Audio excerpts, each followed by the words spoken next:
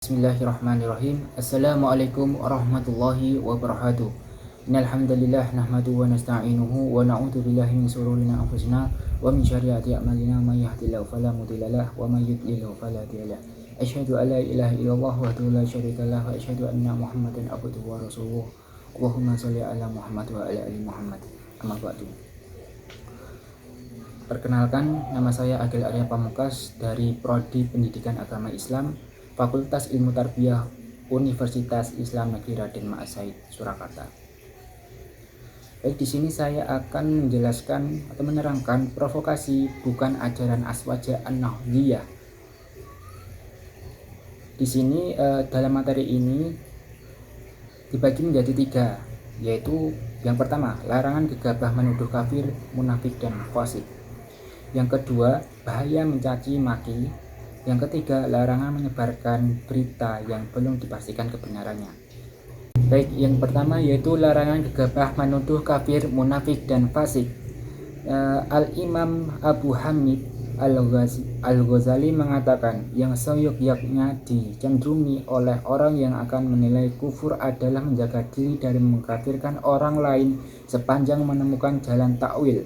Karena sungguh menghalalkan darah dan harta muslim yang sholat menghadap kiblat, yang jelas-jelas mengucapkan kedua kalimat syahadat, merupakan kesalahan. Padahal kesalahan membiarkan hidup 1000 non-muslim lebih ringan daripada kesalahan dalam membunuh 1 nyawa muslim. Dari Al-Imam Abu Hamid Al-Ghazali tersebut bahwa tidak dibenarkan memvonis kufur kepada seorang muslim kecuali diyakini kemurtadannya bila terdapat banyak pertimbangan yang mengkufurkannya dan di sisi lain hanya ditemukan satu pertimbangan yang dapat menolaknya, maka seorang mufti berpijak pada satu pertimbangan yang dapat mencegah kekafirannya sebagai wujud bersangka baik kepadanya. Dalam Ibnu Najim bahwa tidak dibenarkan memastikan tuduhan syirik ke kafir atau munafik terhadap sesama muslim, sebab persoalan ini sangat berat.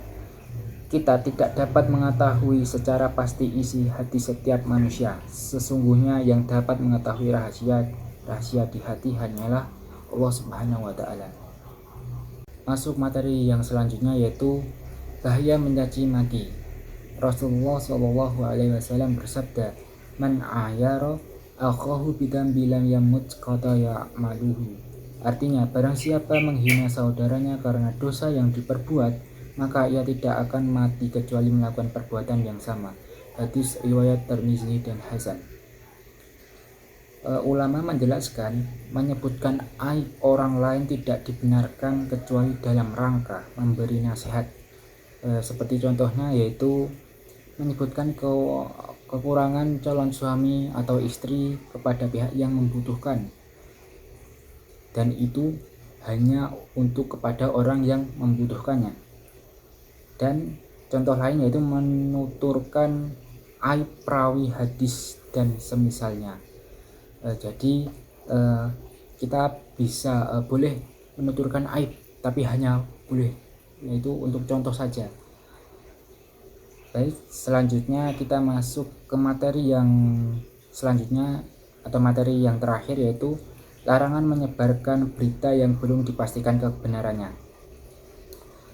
Menyebarkan berita yang belum pasti kebenarannya, hukumnya apa sih? Dalam materi ini dijelaskan bahwa hukum menyebarkan berita yang belum pasti kebenarannya yaitu hukumnya haram kecuali terpenuhi beberapa syarat, yaitu yang pertama, punya dugaan berita yang disebarkan adalah berita yang benar, misal didapat dari sumber terpercaya. Jadi kita jika ingin menyebarkan sesuatu atau mendapatkan informasi yang baru, kita akan menyebarkan ke orang lain, kita harus mengambilnya dari sumber orang-orang yang terpercaya, yang diketahui kebenarannya, seperti itu. Yang kedua yaitu mengandung isi yang diharamkan seperti gunjingan, adu domba, dan semisalnya. Jadi tidak boleh berita yang disebarkan itu mengandung diharamkan seperti gunjingan, adu domba, yang tidak baiklah pokoknya. Yang ketiga yaitu tidak berdampak keharaman seperti menimbulkan keresahan di masyarakat. Jadi poin yang ketiga ini tidak boleh menyebarkan berita yang bisa menimbulkan keresahan di masyarakat. Dan apabila terdapat kerugian atas kebenaran berita yang disebarkan, maka boleh membagikan berita namun dengan syarat, yaitu menyertakan sumber asalnya selama tidak terdapat isi yang diharamkan serta tidak berdampak keharaman. Jadi kita harus berhati-hati dalam memberikan atau menyampaikan informasi yang didapat. Kita harus menyampaikan dari atau mendapatkan dari sumber yang terpercaya. Dalam menyampaikan pernyataan kepada publik, langkah-langkah yang semestinya dilakukan terlebih dahulu adalah, yaitu yang pertama, menimbangnya dengan ukuran syariat Islam. Yang kedua, mempertimbangkan dampaknya bagi publik, apakah menimbulkan dampak negatif, mafsadah atau tidak.